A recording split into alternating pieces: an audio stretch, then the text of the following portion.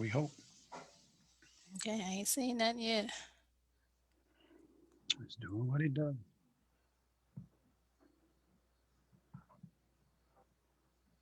Here we are. Hello, everybody. This is Stephen Williams. They call me the good bishop, and I thank God for being here. I appreciate the opportunity to come into your space. Thank you for allowing me to be here. Listen, y'all know how we do it. It's Tuesday night. Welcome to the Behind the Veil podcast. As we talk, you'll see my guest is already on, and y'all know how we do this. Well, this week particularly, we are going to be able to do one of the songs. So this is one of the songs that's going to come off of the new CD, off of my new project called Good Ground. This is actually not out yet, but this is the title track. And so tonight I'm playing the title track to the song, to the whole project called Good Ground. And so take a few minutes and I hope you enjoy this. Again, this is stuff was done by me inside what I call the cave. And I hope you enjoy this. And on the other side of this is our song for the week, and this is going to be our word for the week. Again, Stephen Williams, welcome. The good bishop, welcome to the Behind the Veil podcast. We are about to, and don't you leave, because we about to get in this about this credit score. I don't know if y'all can see that behind that little red. There's a 750, 850. We need to be in that range right there. And so I want you to get your pens and your papers. And I know you think you know some stuff. So tonight we're going to explore some other things to help you know what's going on with your credit score and why this stuff is important, especially during this pandemic. Let's go for it. Here it is, a song called Good Ground. This is the title track to the new CD that's going to be out, and it'll be streaming everywhere. I hope you enjoy. Now, the word of God, it is seed. And if that seed falls into this ground, it will manifest itself and bring you victory. Come on, let's say it now.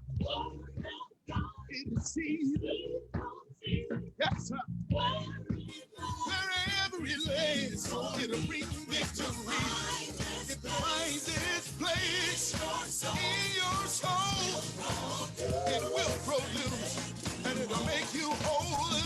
Oh, I'm telling you now, it's on. Oh, it's on good ground, yeah. I decree that's me. I'm good ground. Come on now, say the word. Yes, sir. See, you'll see. Wherever it lays, it'll bring victory. And it will find its place in your soul. It will produce and it'll make you whole. Hey, good God, it's on good ground. If the word falls on good ground, hey, I decree that's me. I am on good ground. Come on now, say it. Let's go. Cause the devil reaches sea and he takes it out. And he presents himself and then produces doubt. It's choked with the cares of his life. And if it falls right there, it will spring up and sprout. The devil reaches in and takes the word out. He presents himself and then produces doubt. Showing the cares of his life. All right, and then the word will spring up and sprout. Hey, see you'll say, wherever it lays, if it finds its place in your soul, it will produce and it'll make you whole. Hey, oh, I'm telling you now, let the word of God fall on good ground. I decree that's me. I'm good ground. Hey, come on, we gonna say it now. Now listen to the word of God. If it falls on good ground, it will produce and it will manifest your miracle. Let the word of God fall on you. You be good ground. And watch whatever the promises come forth. Let me tell you, let it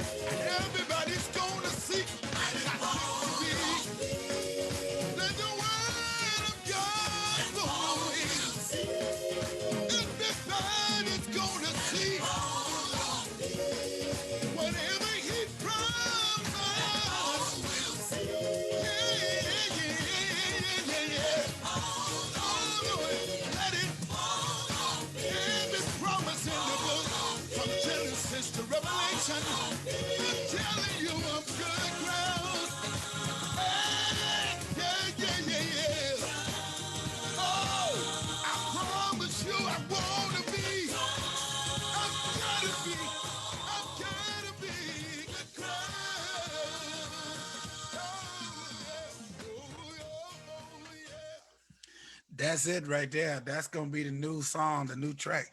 I hope y'all enjoyed that stuff. I played that tonight because this is our word for the week. The question is, are you good ground? My God. Are you good ground? Is this stuff falling on good ground? Is this word tonight gonna fall on good ground? Because if it don't fall on no good ground, guess what? It's falling on thorny ground, and somebody gonna come choke this up out your life, and we don't need that to happen to you. Listen, I am excited tonight. Again, Stephen Williams here. I'm excited tonight to have my guest, Miss Tamala D. Bullard. Lord Jesus, you down there, Laurenburg. We go way back almost 30 years, 30 plus years. Let me read a little bit about her. Tamala is one of those lucky people who get to do the work that she loves. She loves human resources because of the connection with employees. Currently serving as associate director of human resources with Davidson College. Previously, the senior human resources business partner with Amazon. During her HR career, she has had the opportunity to help develop careers while at the same time helping the organization achieve its mission. In her career, she has been focused on consultations with managers to provide support and advance HR initiatives, as well as leading the company's employee relation strategies and advise management in all activities related to fair and consistent treatment of all employees. Believing that the call of God includes a call to civic involvement and responsibility. Bullard has served on board of directors of the United Way and as a member of the National Association of African American Human Resources and National Black MBA Association. As a member of Sigma Gamma Rho Sorority Incorporated, Top Ladies of Distinction, and National Coalition of 100 Black Women. She continues to participate through support of human rights legislation, service to and support of grassroots individuals and community development activities. And she is committed to working to improve the quality of lives and the society she serves. Bullock received her Bachelor's of Science degree in Business Administration from WSSU, Yes, you. a Master's of Business Administration degree, MBA, concentration in Human Resources from Gardner-Webb University. Minister Bullard, as they snuck that in, has also earned a certification as a professional in human resources, a PHR and SHRM-CP. She'll tell us maybe a little bit more about that. We're not sure. Bullard holds additional professional certifications from Lominger International and Human Capital Management. As an entrepreneur, she has a passion for finances and equipping God's people for the necessary resources to improve their financial landscape. From debt management, create a financial plan that will give exact payment guides to eliminate debt quicker than expected. How many of us need that? Living wills and trust, protecting your loved ones once you're gone, and credit restoration, restoring credit, restoring score, creating positive financial habits, and maximizing your financial opportunities. The goal is to ensure that families are safeguarding their assets that they have earned, and those that will come because financial literacy is mandatory. It is mandatory in the Black community. This is one of the things we're going to talk about tonight. We must be financially literate. The most important choice she has made is surrendering her life to Jesus Christ and being on mission with her vision for her life. In the end, only what you do for Christ will last. So we must all live in God's purpose. That's her bio. Welcome to the Behind the Veil podcast, Tamala. Thank you, the good bishop. Thank you for the opportunity to share and to be here on this evening. I appreciate you and your ministry. And as you stated, I've known you, I feel like all my life. Yeah. We go way back. Now y'all probably gonna hear us. I call her Bullet. She calls me Lovell. So if that stuff slips out, Yeah, that's that's nothing just against friendship. That's That's just friendship. friendship. That's friendship. And Yes. so here we are. Again, I've been knowing you, and you have been financially blessed for most of the time that I've known you. You've been pursuing a lot of your careers and a lot of your positions, and you really. We used to get into this race of how much money we could make, and unfortunately, I could never keep up. I remember we were striving to make what 60, and when I got to 60, she had moved up to about 90 or something Stop, like stop that. telling my business, Bishop. And every time I think I'm close, she jumps something else. So I appreciate you hanging out with me tonight. Uh, Yes. but she has a wealth of knowledge as it pertains to this, not only HR, but as it pertains to this whole notion of our credit score. Mhm. And we just getting ready to start this. We're getting ready to jump this off. And Okay. if you have any questions, please put them in here so that we can answer them. We have an expert, and she is. How long have you been doing this business to help people restore their credit? Because I've known you doing this for a couple of years, maybe more than Yeah. that, right? Yes, it's been about 3 years now that I've been working with the company I'm with, Financial Educational Services, and it's about the totality of finances. Most people just think I just need to get my credit right, when really you need to learn how to budget. You need to learn how to save. You need to learn how to focus on your needs versus your wants. So it's been 3 years now that I have officially been in a role that I can really help individuals get to where they want to be when it comes to their credit. So, we talked about this earlier. She talking about this ain't part of the questions. But my thing is, how did you get into this and why did you want to pursue this? Because I know you and I have been talking about credit scores forever. Forever. And Mhm. we've been talking about credit scores forever and getting them and and you've been pressing this issue for a long time. But what made you want to help people? Um, I believe that it's a calling to serve. And what I've found out in the church, especially the African American church, we always talk about money, but it's always the giving, but not never of the saving or never of the investing. Or we don't talk about, we talk about the blessings of God. Oh, God blessed me to get a new car. My first question to anyone who gets a new car: what was the interest rate of the car? I'll celebrate you fully if the interest rate was 5% or less. But the problem is that we shouting off of a new car, but the interest rate is 28%, which really is not a celebration. That's a burden.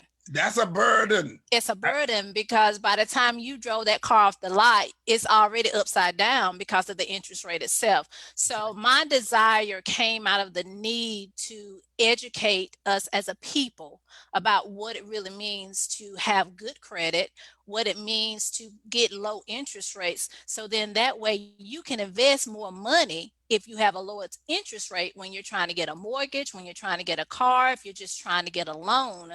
It's not about praise God, I got the loan. Again, my question is, what was the interest rate on that loan? Because the Bible declares that God make it rich and he add no sorrow. So if you're saying that you got blessed from God and for this car, why are you crying every month to make the payment? Because then it's because it has become a burden. And we celebrate the blessings, but I just want to make sure that you get to hold the blessing for its totality, and not just for a few months, because Right. because it can become a burden real quick. Yeah, because we've seen people and I'm gonna back up to something Okay. that you said. Uh, but we've seen people get cars. Wait a minute, and I've laid hands on cars and I've blessed cars. And what I should have been doing was asking them, "Can I see your paperwork to find out if this is a 18% interest? Mhm. This I don't care how much I pray on this car. You better have some money to make this car payment, because if not, it's gonna be a burden." Let me go back because you Okay. said something that a couple of weeks ago, yeah, a couple of weeks ago, maybe last week, Edward Kirkpatrick. Do you remember him? Yes, I do. Okay, so he talked about sowing and reaping. And Mhm. one of the things that I really wanted to talk about was sowing and saving. And so you triggered something that I was going to do a session about it. But since I got you, I might as well talk about Okay. what is this notion about what should we be saving? Because the church does not talk about saving at all. We want that 10%, Mhm.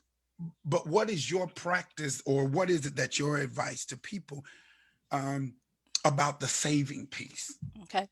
I think it is critical that you have a savings account because you need to have, we as individuals, I think it was about 3 years ago, we used to say you need to have 6 months saved up, Yeah, which will include all of your utilities, your car, your home, whatever payments you make, you should have 6 months saved. Now they're saying you need to have at least a year in savings mm, because the changes of the economy itself.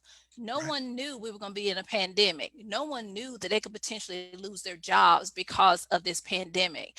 And you had people who were now going on the unemployment, right. and then you had that stimulus where they give that extra 600. Let me tell you what I told my employees. I told them, if you're getting that extra, you better be putting that extra up because the extra is going to end. And Yeah, when it ends, where are you going to be? And the sad thing is that most people don't even have $500 in a bank yeah. savings.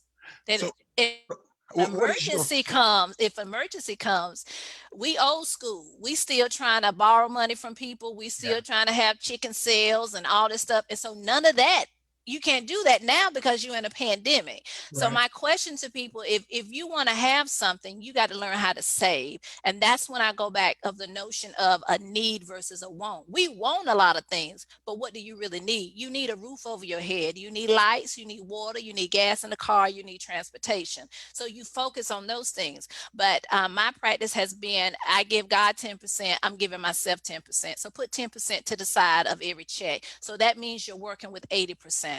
And the one thing my mom always taught me was that live beneath your means. Don't live at your means, but live beneath them. So if something happens, you can still survive. A great example, I lost my job.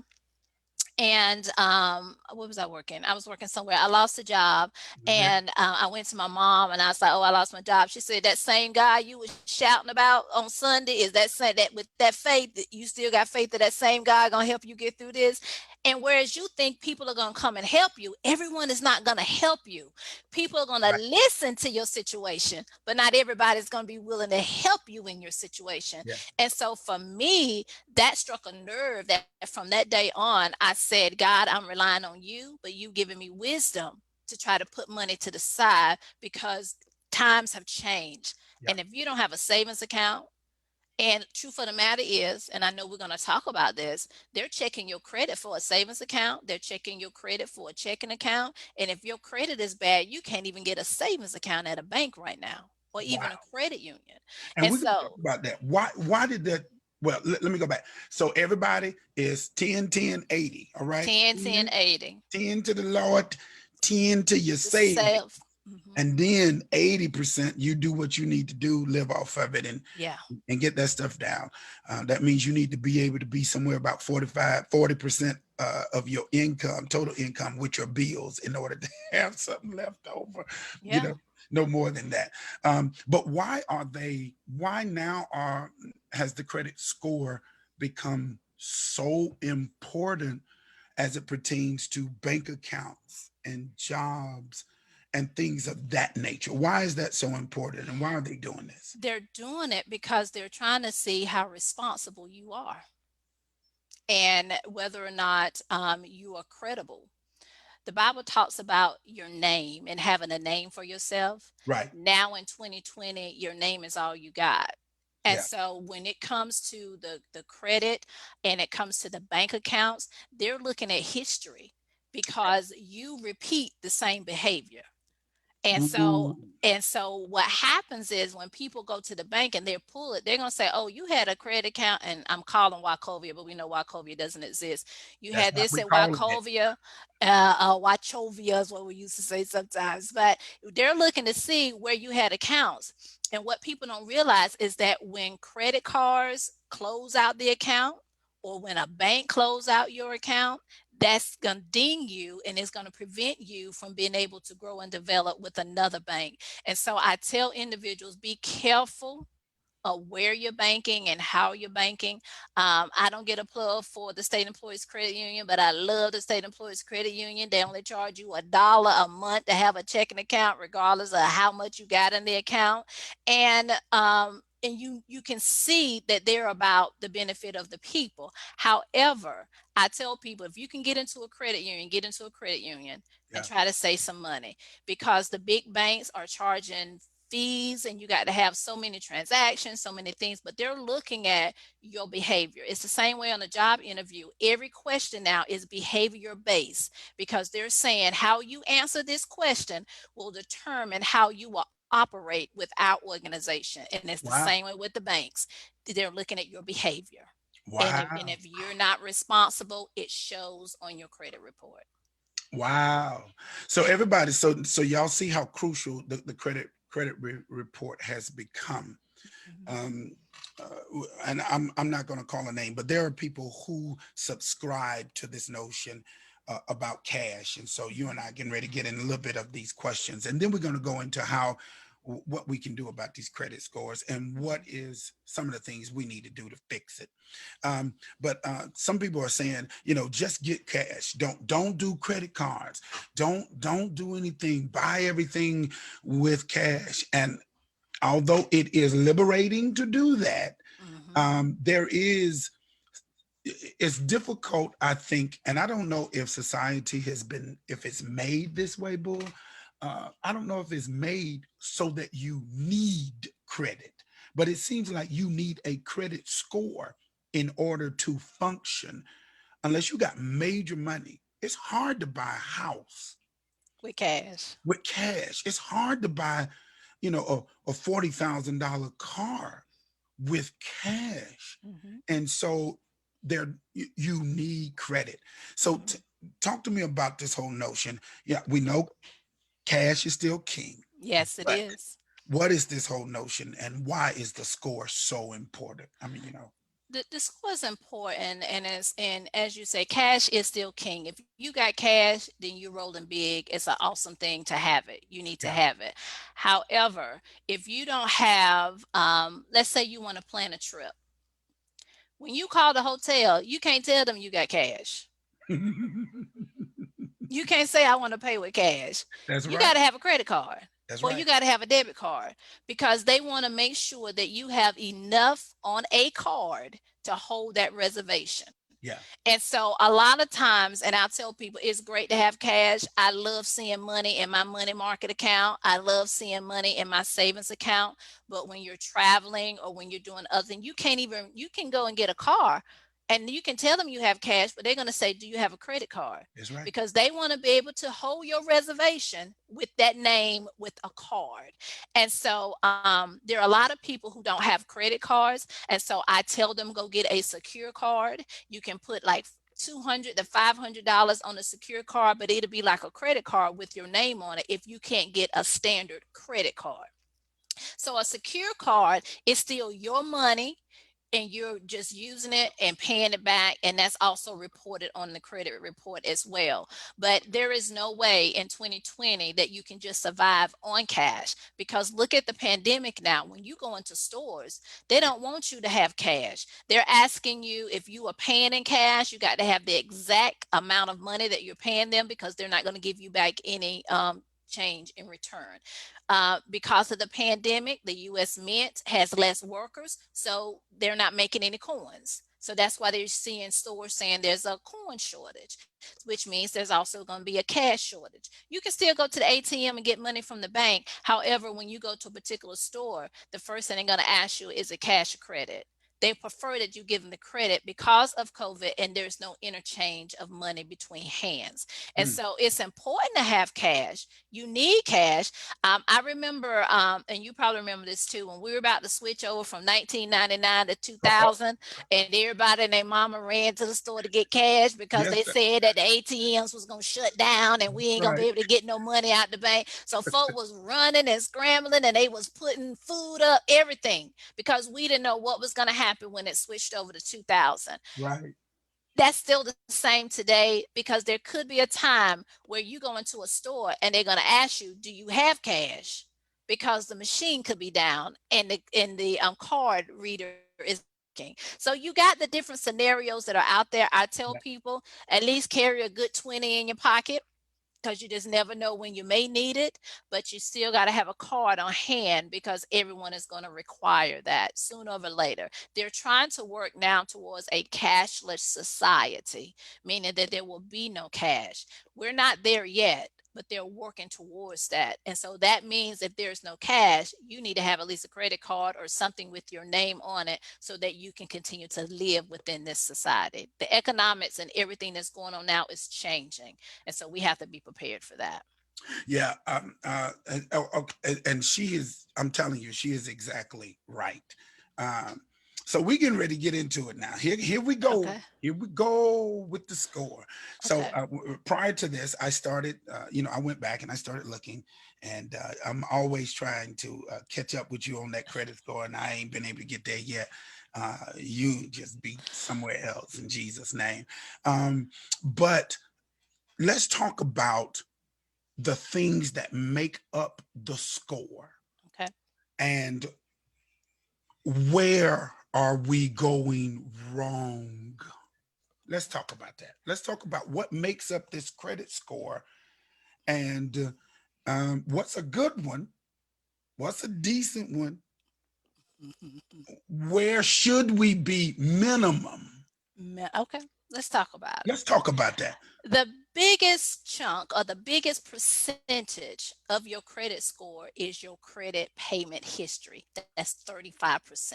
Out of 100%, 35% is how you have made your payments over the years. One late payment can reduce your score between 75 to 115 points. Good Just God. just One? one late payment can reduce your score. So if you were smiling hard at 700 and you miss one payment, you can be down to 600 because of one payment. And that's why it's so important that you have a budget and that you know when payments are due. I write down every month, what is the bill, when is it due? And usually I tell people pay it at least 5 to 10 days in advance because then that helps your credit score to rise. But 35% is your payment history, how you have paid over the years. 30% is the amount owed, so your debt to ratio. And this is where we mess up because we may have a credit card that has a $5,000 limit and you owe 4,000 on the card. Right. You can you're destroying your score because you need to be your debt to ratio should no longer it shouldn't be no more than the standard says 30. I tell people 20%. Your debt ratio should only be 20% owed. So if you got a credit card that has a $10,000 limit, you should not be using more than 1,000. I say 1,000 to 2,000 a month. If you owe more than 30% of that balance, you're destroying your credit Have because you're not credit worthy. And so your debt ratio is a lot. And then that can bring your score down too. yeah. Because I have people saying, I'm making the minimum payment. Yeah, the minimum payment is 35, but what is your interest rate? And then is it really moving? And so Right. you can see that the needle is not moving. So I tell people the one thing you want to tackle is your credit card debt to get that the lowest it can be because that will help to improve your debt ratio. So that's 30%. 15% is the length of your credit. So if you're just starting and you have no credit, then this is gonna it kind of hurts you just a little bit. But if you've been like me and I have things on my credit report that's 20 years, 15 years, if you have that minimum of that 10-year history, it helps to improve your score as well. So the length of your credit history is important. Another 10% is new credit. And we have to be careful. Stop going into the malls at Bell, JC Penney, or whoever, and they say, hey, you want to get 35% off today? Apply for this card. Tell them no. Because what happens is if you have too many inquiries on your credit as new credit, and then what if you do it? And some people, and I've heard people say this, well, I know I ain't gonna get approved, but go ahead and run it. No, don't run it. Don't run it if you know it's not gonna go through because that's gonna ding your credit right there because it shows you're not credit worthy. They still give you that 35% off to get whatever in the store, but it's hurting your score by 30 to 40 points. It'll drop because of all of the new increase that you got coming in. So you got to stop going into these stores and letting them pull your credit, pull your credit, pull your credit. They call that shopping. It's like you're shopping for somebody to approve you, and that Right. hurts your credit score. And the other 10% is the type of credit you have. I tell people, look at your credit report. The good balance is going to be a car payment, a mortgage, and then, credit card. And if you have some open-ended loans, but you don't want to have, and we know people from back in the day in college who had 20 to 30 credit cards Oh from the yeah. department stores and all that stuff, Yes. just tow their credit up. Because Yes. you got to have a good credit mix. You shouldn't have 10 credit cards and that's it. You need to be out there to try to get the car loan, to try to get the home. And the one thing I'm going to say, and people may not agree with me when I say this, but never co-sign for anybody. Say If it again. their Say it if again. their name is not good enough, don't add your name to it. So do not co-sign for anybody to get a car, to get a house. Don't put your, unless you are married to that person, do not co-sign for anybody, because if they don't pay, they're coming for you. The Yeah. one thing I also encourage parents to do, if your credit score is a good or excellent credit score, and say you do have a good history with credit cards, then add your child as an authorized user. And then that helps to build up their credit because you're paying it on time, but it shows them being on the credit card. And so you're helping to establish their credit at a young age. Now, don't put their name on the light bill, the gas, don't do all of that. But on the credit card, add them as an authorized user. Don't give them the card to use it. You're just adding their name, and then that helps to build their credit early on in life. And I've seen people start with a child probably 9 or 10 years old. So by the time they get to college, they got 10 years of credit history. Oh And wow. that's why you will see that after college, we saw counterparts getting cars and getting house. That's because their credit had been built. The Yeah. one thing that messed us up, if I can be honest, is that when we went to go buy books, they were giving us those credit card applications. Right. Yes. Yes, ma'am. Remember? And And we would then, take it. and when we were taking it, and we ain't had no We jobs, had no job. and I had a Discover card and discovered that I couldn't make that payment. And that messed up my credit early on. And that was a lesson for me, in that there was no sensitivity and wisdom in knowing why are you applying for something that you know you can't. So that time I got that Discover, oh, my dorm room was hooked up. Me and my Oh roommate yeah. had matching comforters, matching everything. And then no job to pay it back. And so Right. I would always tell college students, do not go in there applying for all those credit cards, because you're going to ruin your credit before you need it. Yeah. And that's why I tell parents, help your children out. The problem, Lovell, is that we didn't talk about credit in the home. Our parents did not sit down and talk to us about saving. They didn't talk to us about credit cards. Now, I'll tell you, my mom, she told us, her motto has always been, if you ain't got cash, you don't need it. Now, she's always said that to us. Right. She never had a credit card until later on. Later on, it took her forever just to get an ATM card, because she didn't want anything to do with the bank that way. But we got to start teaching our children how to save, talking to them about finances, talking to them about bills that need to be paid in the house, and that money is just not in the machine because you put the card in. You got to invest, you got to work to have that money. But the problem in the African American families is that we don't sit down and talk to our children about finances, or we don't talk to them about credit. And we Here's a need to start question. doing that. Here's a question, because a person asks, if your credit score is not good, but your history of your credit card payment is great, and you add your child as a user, does that hurt the child? So let's say you only have a 650 credit score right now, and but your payment history is good. Should you add that child to start helping them build up their credit? If that individual account is good, Yes. yes. If the If that individual account, individual account is good, then yes, because your yes, child's score is going to be based on what you're adding in their name. Okay. Got But if your credit score is 650, right. but then you're telling me you've been paying on time, it's something else is going on with your credit. Right, right, right, right. Okay. Right. But if you have a good account that you have paid on regularly, it does not have the debt ratio is very low, then yes, add it. But if you got a credit card, it's $10,000 and you owe 9,000, don't mess your children up by adding them to that card. And that's what I think one of the challenges when I was trying to help Jordan establish his credit, because I wouldn't let him get a credit card. So Mhm. I added him as a user, but my problem was my utilization rate was crap. So it did not, even though I added him It because didn't he help them. had no credit, it Mhm. really did not help him. Mhm. Now I did. Now you're gonna now I'm gonna tell you this. When he gets ready to leave college, by some of the things that I did for him, he was right at 7. He was right like 695 ish. I declare it ain't there now. But what I was doing was trying to make sure he at least got to the 7 part as African American male coming out of college, and I would not allow him to do that. But when I found out that the card that I put him on, the debt to income ratio wasn't good, it didn't help like I wanted him to, because I really wanted him to have like a 720. I really wanted him to be way above.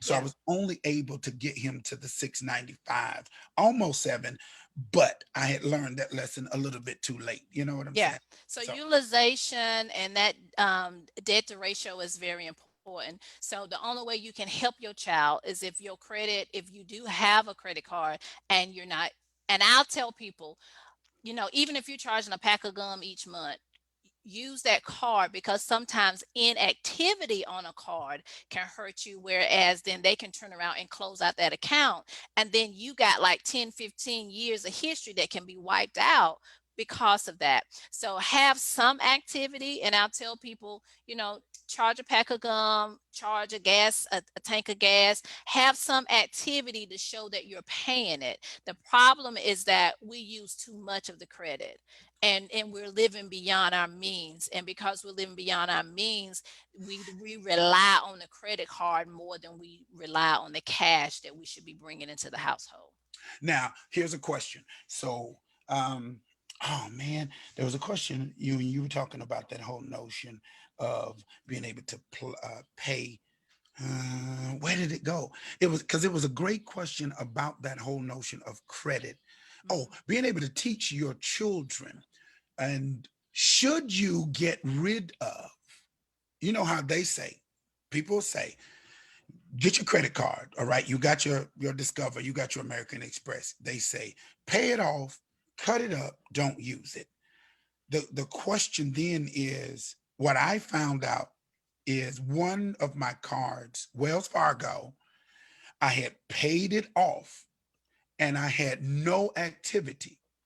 And what they did was the inactivity of my not using it, they cut the card, but in the process of cutting the card, it killed my debt to income ratio. I Yeah. was using Mhm. that gave me a higher credit score. So Mhm. when I paid it off, like everybody was telling me, and then they cut me off, and I was like, wait a minute. Yeah. I needed that money. Now I'm gonna tell you what I did. Don't know if this is the right thing to do. I'm gonna tell you what I did. The amount of that card, I went to other cards and asked for an increase Mhm. on those cards because I needed that card to keep my score, and Mhm. and they killed me. And so, do you advise? I don't know. I don't know. I'm telling people, don't. If you get it, just make sure it's low, but don't kill it, because Don't if you y- kill it, you're if gonna you kill your debt to income ratio. And that's why I'm saying you need to at least use the card. I have I have American Express Platinum. Okay. Show off. I'm not bragging. However, let me tell you how times have changed. Remember back in the day with American Express, when you use it, you had to pay it off at the end of the month. They Yes, didn't allow you to carry over a balance. that's true. Do you know that now American Express is allowing you to carry over a balance? How about yes? Because I Got one of them. Yes, and now because of that, if you charge a certain amount, they will give you this little thing that says, "Do you want to make this payments over the month?" Because what they realize, they can make more money You off can of make more you money off the interest. because of the interest Yeah, on that, yeah, And so I tell people, get the card, use it. Don't That inactivity is what's going to kill you, because then they'll close out your account and you'll see your score go down. And so I'm not saying go and charge a whole vacation, but what I'm saying is do a gas tank of gas, do something with the card, because what are they reporting? If you're not doing anything with it, they right. can't report that you're having any activity on the card. So it's good to have the card. It's good to use the card. My mentor says leave $1 on there each month, just so that they can still see that there's still activity on there. My thing is, for me, I love to see a zero balance. It's just something about a zero balance that I just love. That's just me. However, I'm still going to go add some gas or adding something to the card because I have a long history that I need to maintain. But again, utilization is the key. Don't use just because they give it to you doesn't mean you need to use it. If they gave you 10,000, that's because you was credit worthy at that time. You start messing up, you're going to see that they will decrease your limits. That happened with me because Home Depot, I got the Home Depot card because I'm a homeowner. I had like a $15,000 limit with the Home Depot. I ain't putting no $15,000 on no Home Depot card. So then they dropped me down to 10,000, and then they dropped me down to 5. It didn't bother me because I still had other cards that had a larger balance, and so it didn't hurt me, but I don't use the Home Depot on a regular basis, Right. even as a homeowner. So you have to be careful. And my thing is, you shouldn't have 10 cards out there. Have your good 2 to 3 main cards that you were using, especially those that you've had a long credit history with. I was going to say, how many cards, and let's go back to the score, but how many cards should we have? Let's discuss that, and then I really want you to go back and let's talk about how do we educate our children. Because the African American community, and especially the Black church, Mhm. look, we're struggling with this whole notion of hope, faith, and God gonna work it out, and manna is gonna drop from heaven. I believe God will do that. Howsoever, if you got a jacked up credit score, so let me go back.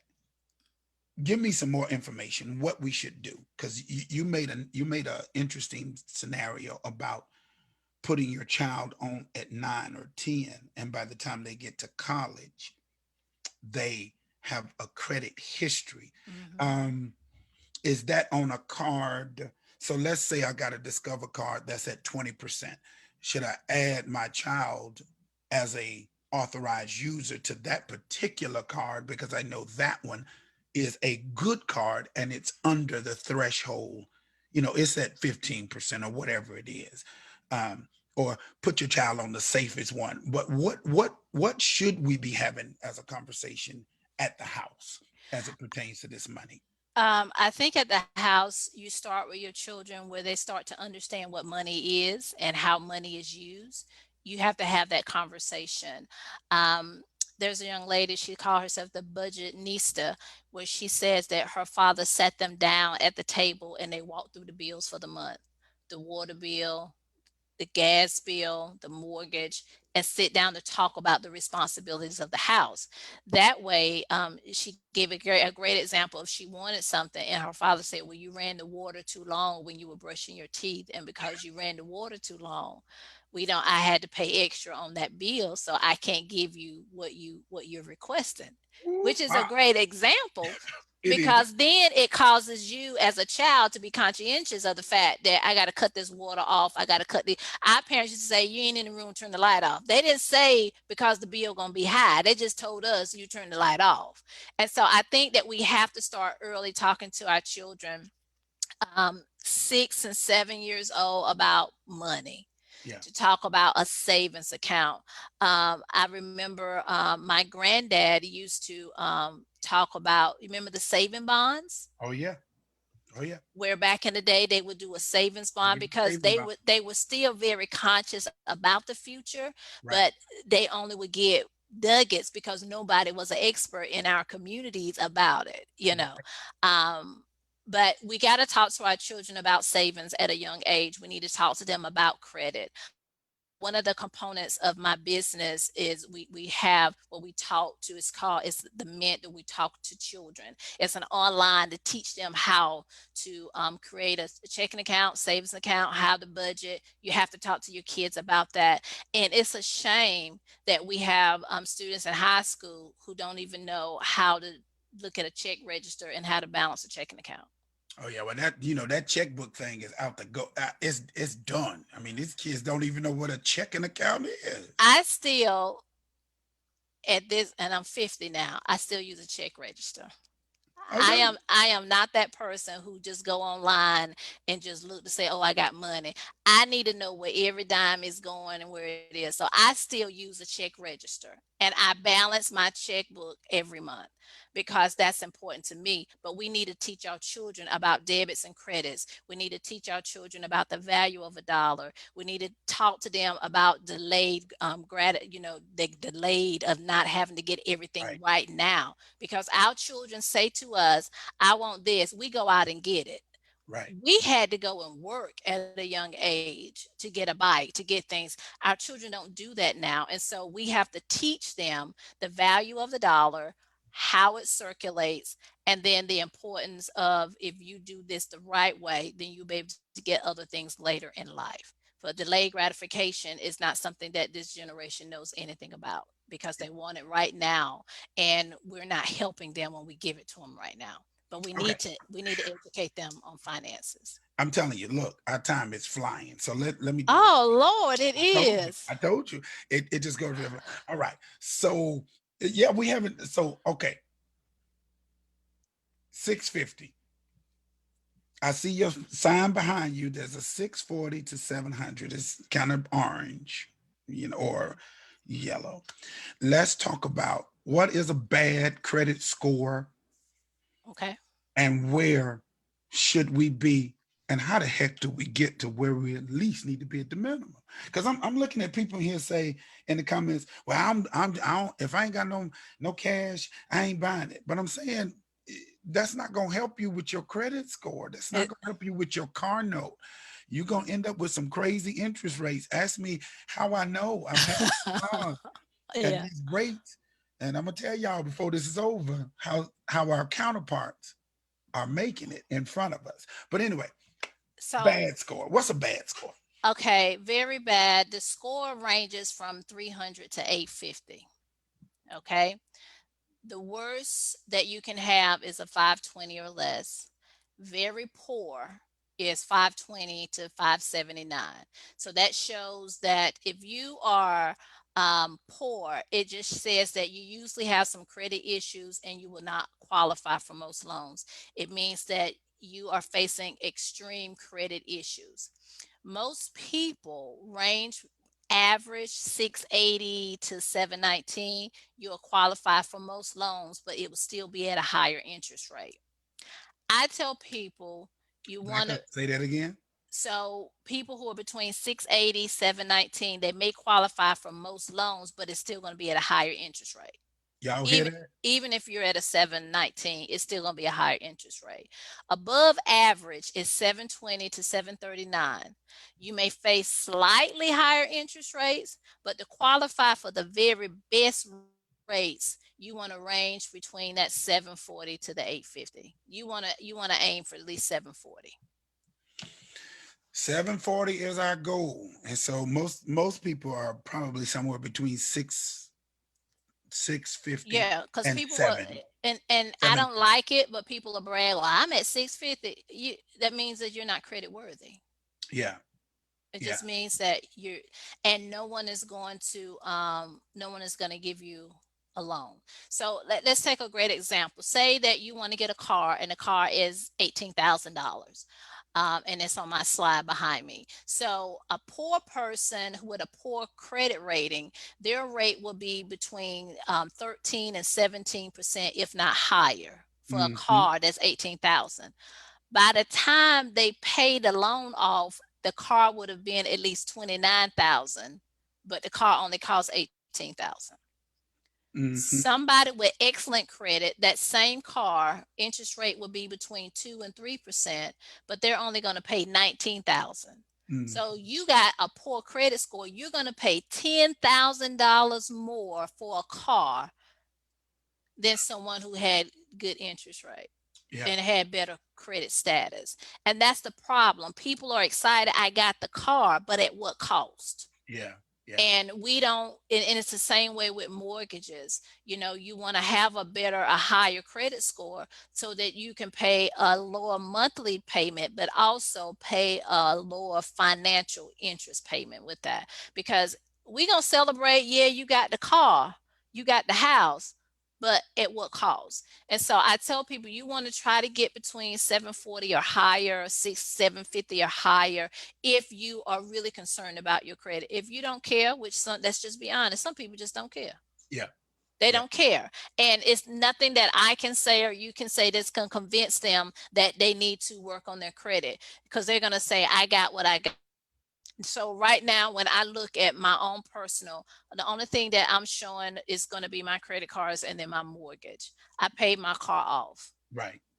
Don't want another car payment, Right. you know. But you always But have done that. I mean, you've yeah, always been able to just to pay to, it to off. stay Pay it off focused and in be that. done with it, Yeah. because we drag things out. And Yeah. let me say this. Do you know that now they're offering you 8 years to pay off a car? Yes, ma'am. They offer you eight And years. people are grabbing at 8 years thinking that, it'll be a lower monthly. But again, what is the interest that you're paying on that? Right. And that's the issue.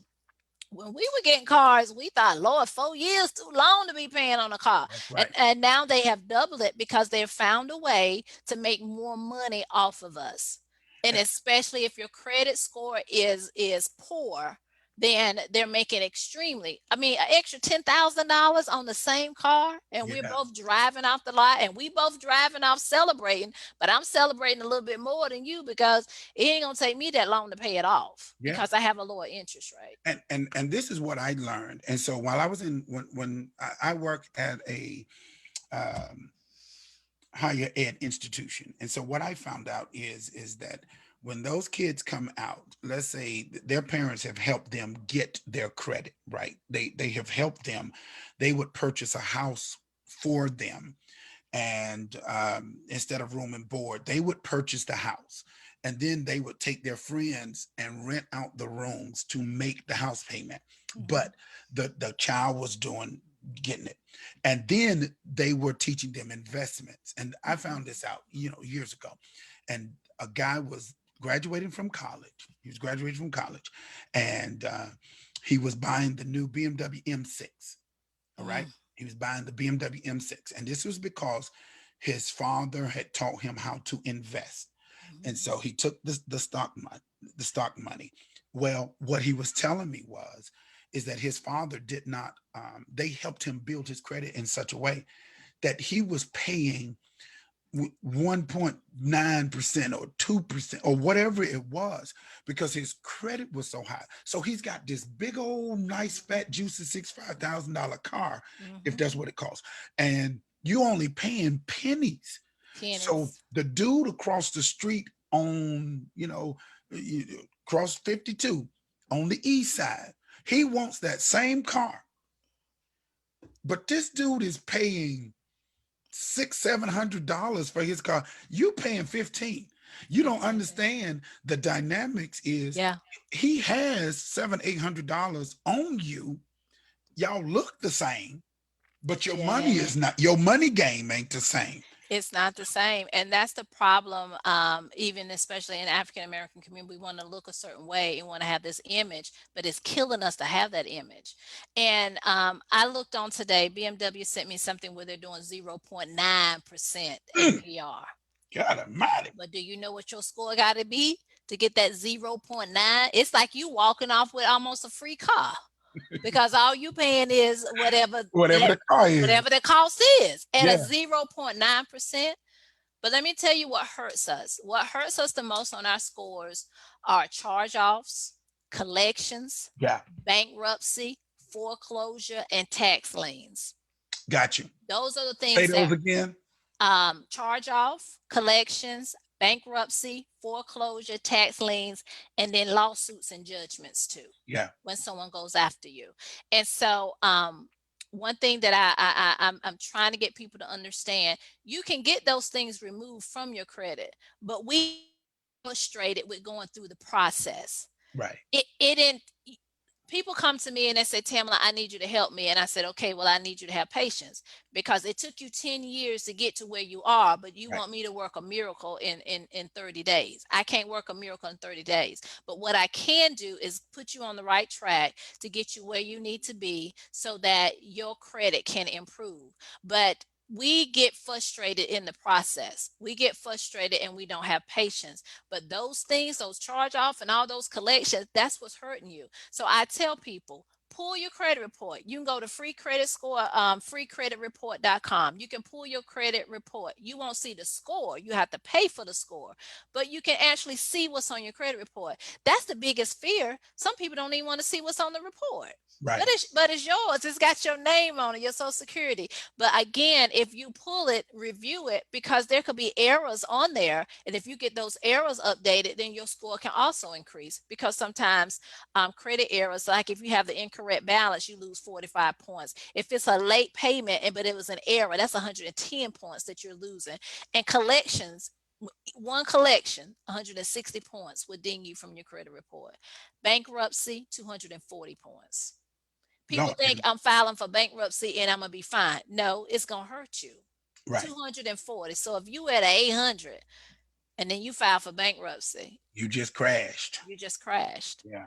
So a question on the floor is, when you pay off a credit card, is it best to hold card and make no purchases, or close out card for Ooh, credit score? never close out your card. Never close the card. If you pay it off, again, I encourage you, go charge a tank of gas each month on there.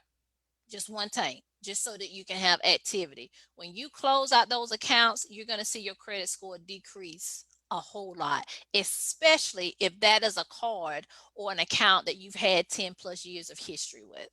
So Yeah. don't just close your accounts out. You're going to hurt yourself. And I know we all want to see a zero and say, I don't owe no man nothing. And that's what the Bible tells us to do. However, I want to encourage you, if you have a credit card, use it, pay it off, or leave at least $1 on the card each month so that you can have some activity. Because again, inactivity is going to hurt you, especially if it's a lender that thrives off of making money off of you. Yeah.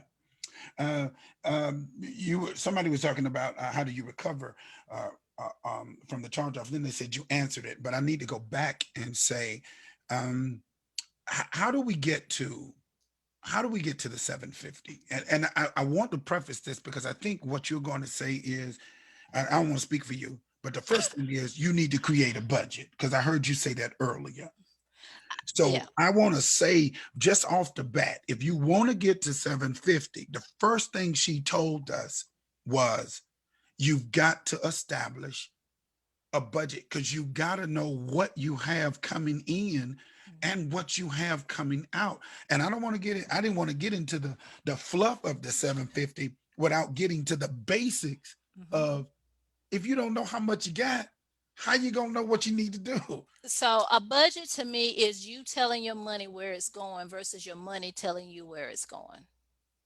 So you need to have a budget that talks about all of your expenses. The first thing is that you need to know how much money you got coming in. And a lot of people don't even know how much money they have coming into the household, because especially if you get paid every week, people assign a bill by that week of that paycheck. That's Right. what we do. We don't do a budget. We say, okay, I get paid in 2 weeks, so then I'm gonna pay this, that, and the other. Well, if you have a budget and you're telling your money where it's going, then that will help you. One of the great things that you can do, and most people don't like this, but you need to set up online payments for your bills. Oh, Jesus, help You me, need Lord. to set up online, because some people say, no, I need to pay it when it pay. Set it up online. It's easy, it's secure, it's convenient. So those automatic payments will come out. I do this with the State Employees Credit Union. When it comes to the light bill, gas, all of that, I set it up so that it's automatically come out. One other thing I do is on one of my credit cards, I have my cell phone bill that's on that credit card. So it's Right. automatically payment. So what am I doing? I'm getting points for using the card, and I'm also paying the bill on time. But setting up online payments can help you. If you're new to using credit or you're trying to reestablish damaged credit, these are the tips that you need to really focus on. So set up online payments, charge small amounts regularly on each card, but not more than what you can pay off each month. Okay, so that's what I'm talking about. Do the gas, pack of gum, whatever it is. Use your credit wisely. Do not open unnecessary credit accounts, because that extra 10% off that you save by opening up that card is going to offset and decrease your credit score. Okay, so you don't want to be doing all that. Stop applying for so much credit. Only apply for something that you need, which is a car or a mortgage. We do not need 15 to 20 credit cards. You don't need those accounts. You don't. Now, here's a question I wanted to, somebody sent some, and I think this is a great question. They said that they have, let's say I got 5 cards, but they want to narrow those cards down to 2. So if we have 3 cards that we want to get rid of, how do we do that to get ourselves down to the 2 cards? Do we need to ask for the increase on the 2 cards that we have for the 3 cards that we're getting ready to make inactive? If I want to shrink my cards, or do I just, am I just stuck now that I'm applied for them and I just need to put, $1 here, $2 there, something? Uh, What are your I, thoughts? I always ask, what is your motivation behind wanting to minimize it to 2? Because remember, you had 2 and then you went and applied for the other 3. So my Got you. my question is, what is the motivation behind that? Is it that you are fearful that you're going to use it and you're going to use the credit up? I mean, I have people who say they freeze their credit cards. It's in the and so In the freezer. in the freezer.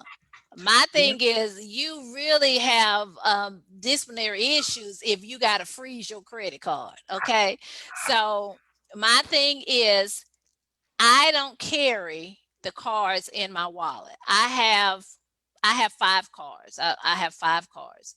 I don't carry them in my wallet. I carry my main debit card and one other card if I'm going somewhere. However, if you are fearful and you're saying, hey, I really just don't want to have all these 5 accounts, if it's throwing off your credit report because you have these 5, my question is, you need to look at what your limits are. What is your utilization? I would never close out a card that has 15 to $20,000 limit, because when you close that card, your debt to ratio is going to decrease tremendously. Well, your debt to ratio is going to increase tremendously because you don't have that buffer. So if it's you have the card, but I just don't want to use it, that's one thing. But I have it, but if it's offsetting and if it's causing an imbalance in your across your portfolio on there, then you need to consider it. I'm not one to say to close account. I'm just not that one, especially if you have good history with those cards. I wouldn't close it. But if you don't trust yourself, and if you don't need the credit, maybe your house is paid for, cars are paid for, and Yeah. there is no need of any credit for you Right. at this time, and then you don't need it, then Right. you can move in that direction.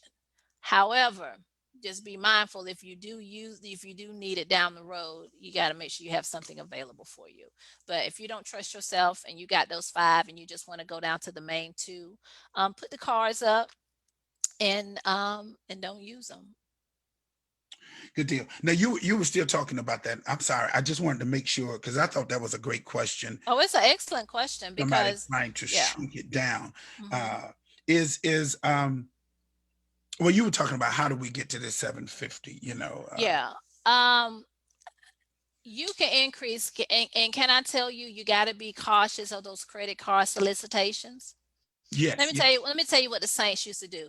The Saints needed money back in the day. They got a right. credit card solicitation, like God provided a miracle for them Yep, by applying and getting that card, or yep. stay away from payday loan places, stay away from anyone that's going to give you money at a 20 and 30%. Do you not know that now the payday loans are charging 300% interest?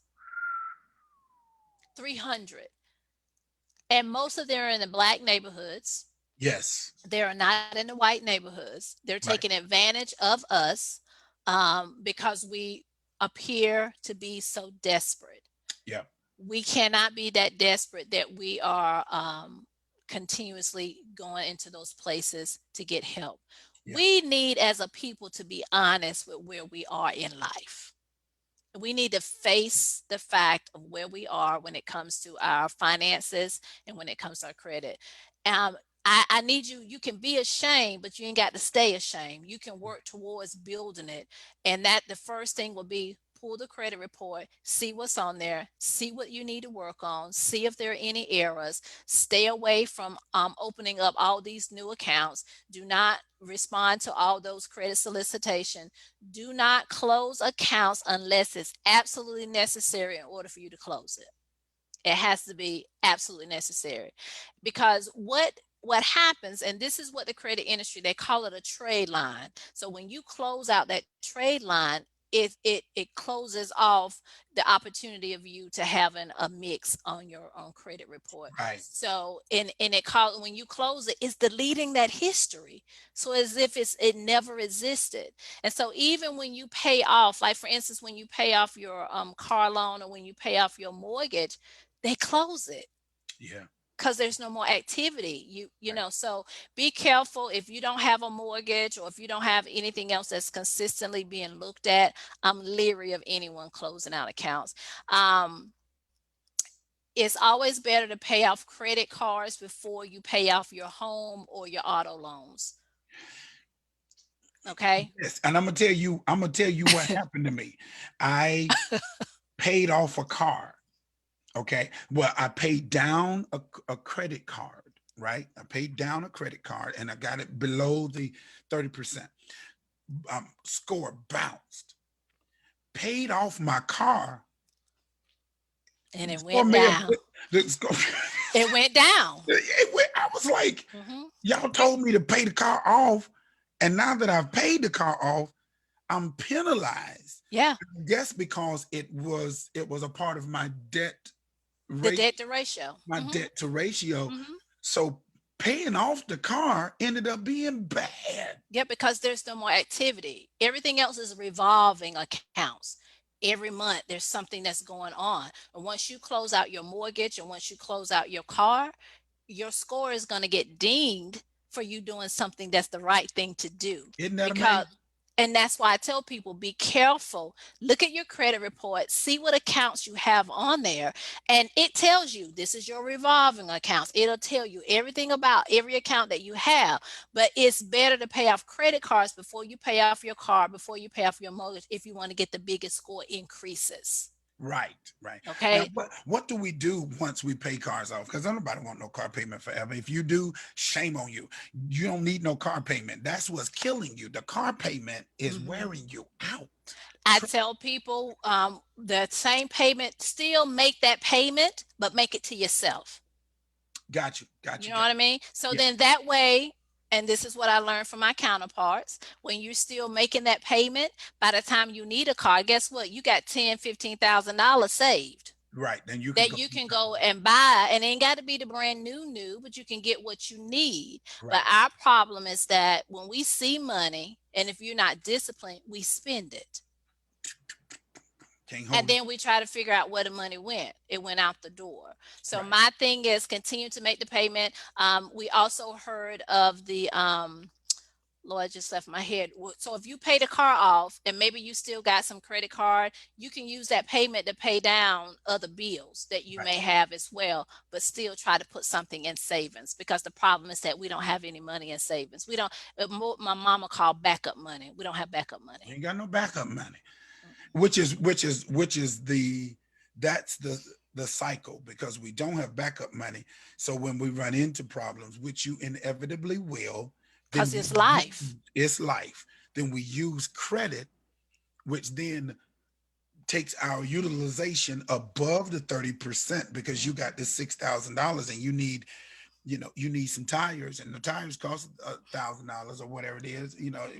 For some people it's more than that, but Uh-huh. you use your credit card to pay the tires because you need the tires, but you didn't have the money to save. So now you all Or jacked up. you don't have a credit card, and when you go to the tire place, they say you same day cash 90 days. Yeah, yeah, yeah, So yeah. they Heard try to pull you in that way because that. at that point you're desperate because you need your vehicle.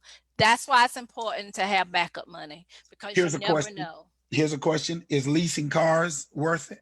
Should you lease them?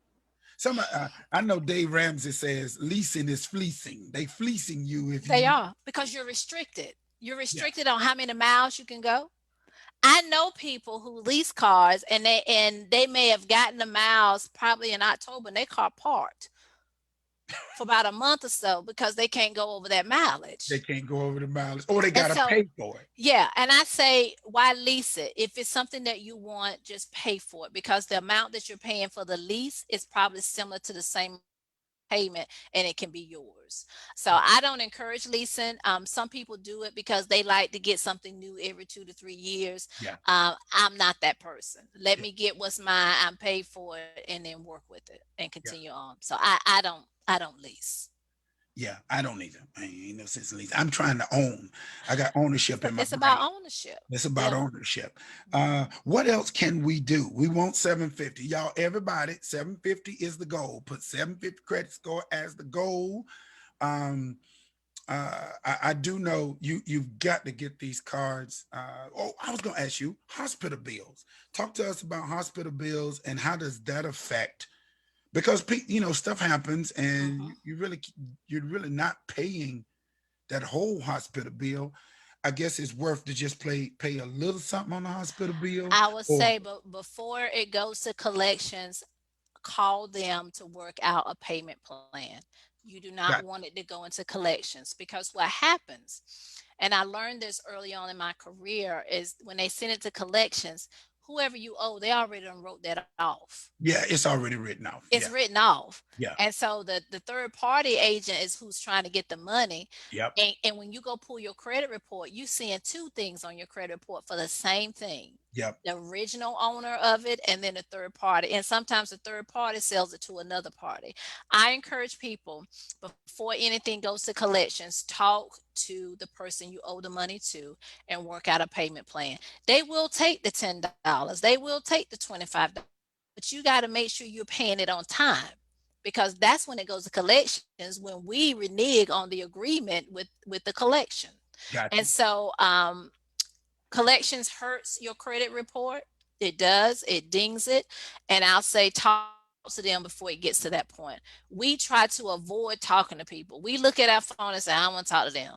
Well, they want to talk to you, and that's why they keep calling you because they're trying to make these arrangements with you. And so I always tell people talk to the person you owe.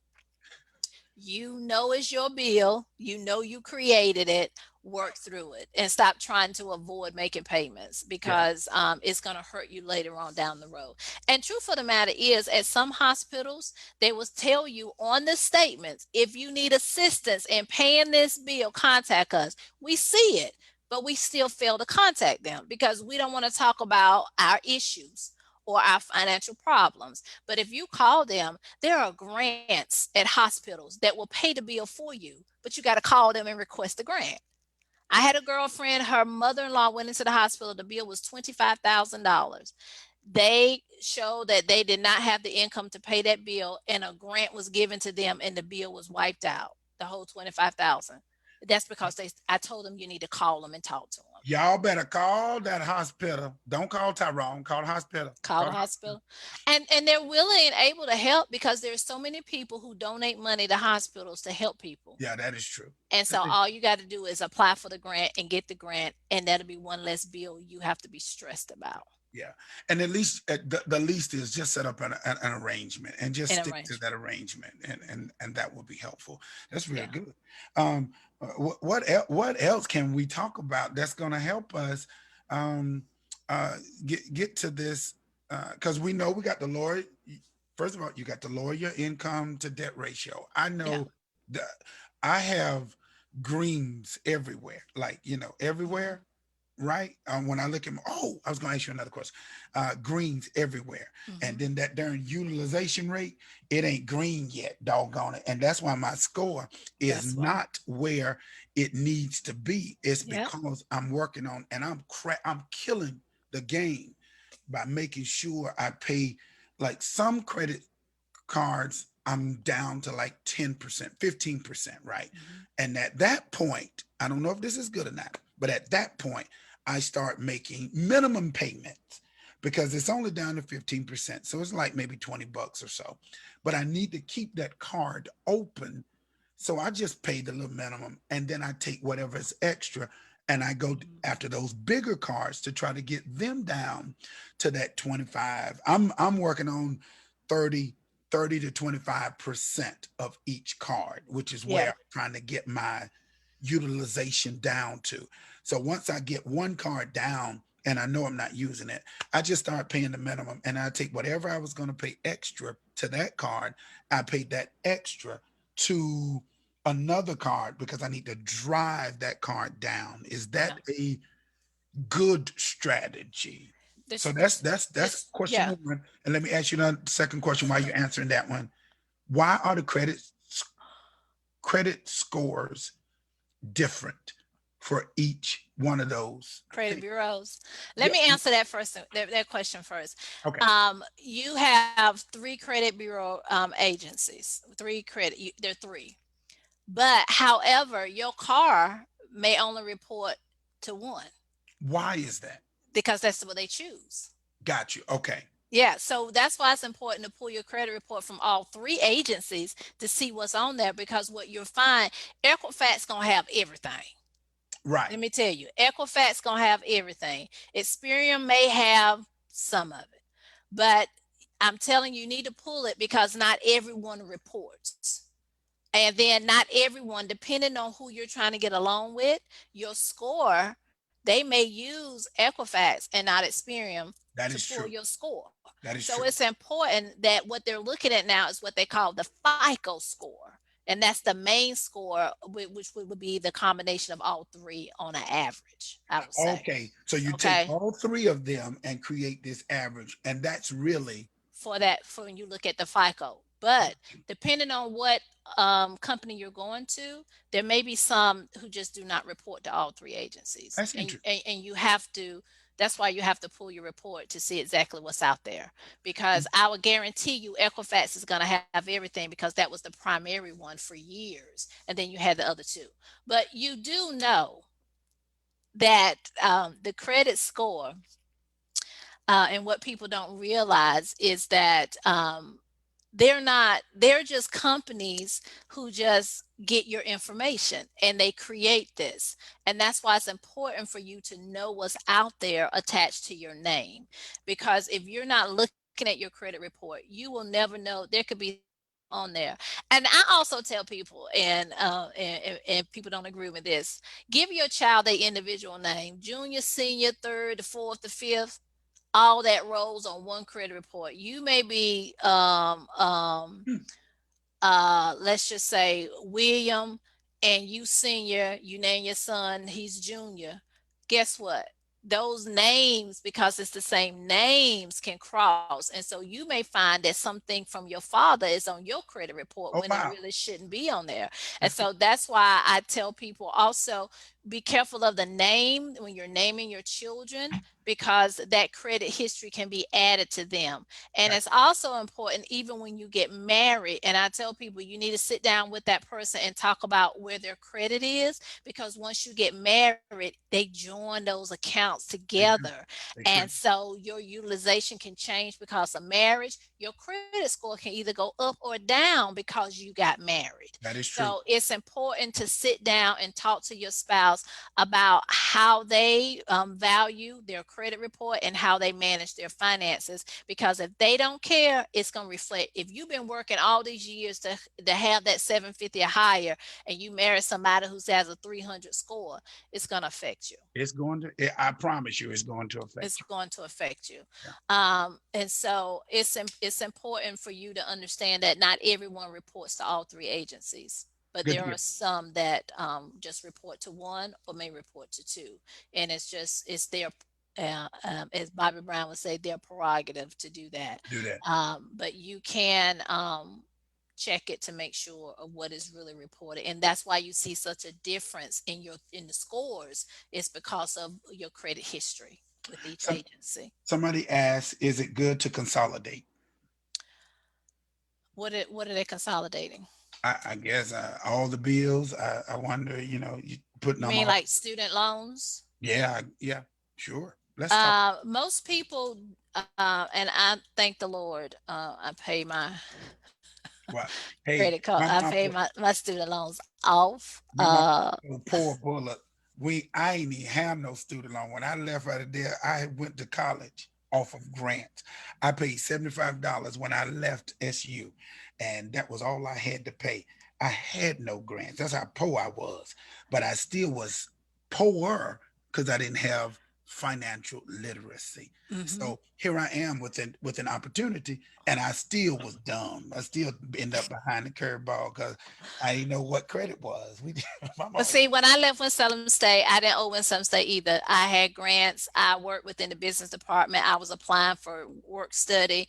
I didn't get loans until I went to graduate school. got you. So when I went to go get my master's, but and this is where it's important to know, I still had that mentality of let me get that check. So I applied, didn't need to because Sarah Lee was paying for my education because they were Right, sending me back. But I applied, you get the money, you think I'm gonna do right. this, do that. It took everything in me and my power to pay that off. And when Yeah. I paid it off, it made a difference. So when it comes to consolidation, just be mindful of Oh, and consolidation of debt became the the question. the consolidation of debt, and most likely that's student loans. I tell people read the fine print when it comes to those consolidations. And then you also make sure you get everything in writing, because what happens is if you consolidate, you need to make sure that the companies you're consolidating, that they agree to it, and then also how it's going to be reported. Because if you are consolidating and you don't immediately pay all of them off, it's going to still show that you owe that debt, and it can still increase your utilization. And so you just make sure you read that fine print. I tell people if you can pay it individually, pay it individual. It's called the snowball effect, where you pay one off and then whatever you were paying on the one, then you double that up to pay on something else. Consolidations, to us emotionally feel good to us because we're saying we're making one payment, but financially, is it really helping you? Because what is the interest rate of that consolidation? So you got to Yeah. look at the full picture to see whether or not it's going to benefit you and your family. Because sometimes we're emotional creatures, and if it feels good or it makes me feel good, I want to jump on it, but that may not necessarily be the smart thing for you to do. So look at the interest rates of what you're paying right now individually on those accounts, and then what would it look like if you do try to combine it. So every household is a little different. So I don't say yes, go forward and consolidate. You have to read the bottom, the fine print, and see what's going to work best for you. Okay. Are you ready for this? You, Yeah. we were complaining. We were talking about we ain't gonna have no time. It's time for us to close. Okay. So let me close by saying this. Yeah, because I want you to have final word. Experium, Equifax, and TransUnions are only your friends if your score is 750 or higher. Those three agencies, pull your credit report, see what's on the credit report, see what you need to tackle, own what's on there. You can no longer ignore it. We're living in a society where your credit report is crucial. And so if you need help, and so I'm here if someone needs it. My company that I work with is Financial Educational Services. It's not just for you, it's for you and it's for your children. It's about living will and trust, and that's a whole nother conversation. But too many of us are leaving this world and we don't have our business in order, and your credit report is a part of that as well. And so talk to your children about finances, talk to your children about credit, make sure your children have a savings or a credit account. Establish your children early in life so that you can set them up for success later in life. And so thank you, good Bishop. No, I how can people appreciate it. reach you? How can people reach you if they want to get to you? I am on all platforms. I am on Facebook at Tamala, is Tamala Queen Pearl Bullard. I am on Instagram at official Tamala Bullard. I am on LinkedIn as Tamala Bullard. My email is tamalabullard at icloud.com. If you have any additional questions about credit, I'll be more than happy to assist you to get to where you want to be. She has a business. I know y'all. If I know my audience like I know y'all, y'all gonna want a part two. I don't know all about that. You might have to go to her, but I think it's worth another time for us to talk about. I may have to invite you back because I think we need to talk about these wheels because that's a missing piece. That's also a missing element in our society. Mm, And our our counterpart churches and businesses and schools and scholarships. Those things are in place because somebody left some money so yes. that the generation behind them could advance. And it is something that we probably need to talk about. And But it's legacy building. we It's legacy building. And when you walk around Winston-Salem State campus, you see names on buildings. right. There was an investment by those individuals. Yeah. And so we need to invest in our families and we need to leave a lasting legacy. And we're not doing that. We're One of these leaving days, debt. I got to bring you back. Would you please come back? I'll Because come back. we've got to talk about that part. That part Hmm. is crucial as Oh, well, yes. Hmm. and necessary. Listen, 750 is where we need to be. She's told us you got to do what you need to do. Y'all go back, share this. It's not salacious. It's not gossip or anything, but y'all, this is the kind of stuff this is why I started behind the veil, because this is the stuff that we don't talk about. We talk about shouting, dancing, speaking in tongues, laying on hands, and I'm one of the chief ones who loves to push the presence of God. But Yes. what good is that for me as a leader to be able to put you in the presence of God and then you go home and you got a 500 credit score, and I'm telling you 3 days later it's going to be a blessing. You get a blessing, but it's 25% on the interest rate. Is it really a blessing? Come on, y'all. It's This is not. the stuff that's happening behind the veil that we need. This is why this platform is here. Share the information. I want to bring her back. I need to get on her schedule again because I need to bring her back because I want to talk about these wheels and I want to talk about leaving a legacy. I do not want my children to have to worry about money. My children, my wife, I don't want them to have to worry about that. And I want to be able to leave something. And we need to know how to do all of this. This is Miss Tamala D. Bullard, and she is a friend, but she is also a financial person. I can vouch. She's been doing this really all her life, and I'm glad you're in the place now where you are helping our people, Yes. both in the church, out the church, helping our people become literate in this thing called finances because Mhm. we're struggling in this Yes. one area. And for those of you who thought you were going to get stimulus money, I just read today that Trump said he ain't doing nothing Unless until you after the vote him election. back in. Unless you vote I him need back. y'all to vote. Please vote. Vote, people, vote, Please vote, vote. vote, vote, vote, vote. If you care about anything, vote, vote, vote. Which means if you were banking on that money, it ain't coming. It ain't coming. It's not coming. And so I don't even know what else to say to you. I want you to come back. I really do. I've got to get back on your schedule because we really do need that next piece. It You all is. go out. She has a business. Look her up. She is accessible. She will help you, and I can trust you. She will not hurt you. Before she hurts you, she'll give you to somebody else. But this one is not going to give you any wrong information. She wants you to win, and that's Yes. what we're missing. People in that look like us who want us to win in areas that we're ignorant in. Let's utilize it and let's walk into that. I thank you. Uh, Thank you. you get final words, and I'm out.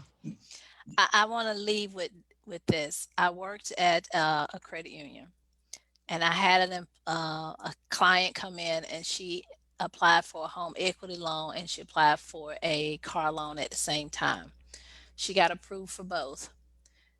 After that home equity line went through, she took the home equity line money and paid the car off.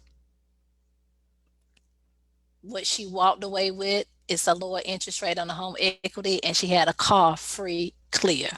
Yeah. There are techniques to getting what you want, but it starts with a good credit score. So I just want to encourage everyone on tonight, pull your credit report, see what's out there, see what you need to work on. If you need assistance, just reach out. There's someone here who can help you get to where you really want to be. Thank you, Lovell, for tonight. I look Yes, forward to the next opportunity, and may God continue to bless us with wisdom when it comes to finances and knowledge. and knowledge. You got it. Hey, y'all, this is Stephen Williams. They call me the Good Bishop. I'm signing off. I wanted you all to thank you all. Please pass this on. Share, share, share, share, share, because this is good information. If you want to sew into this, please do. It's on my website, on the Facebook page. You can cash out. You can do whatever you want to do. But if not, don't worry. This information we want you to have because this is the stuff that's happening behind the veil. Until our next appointed time, I appreciate you. We'll get it on next time. Bye, y'all.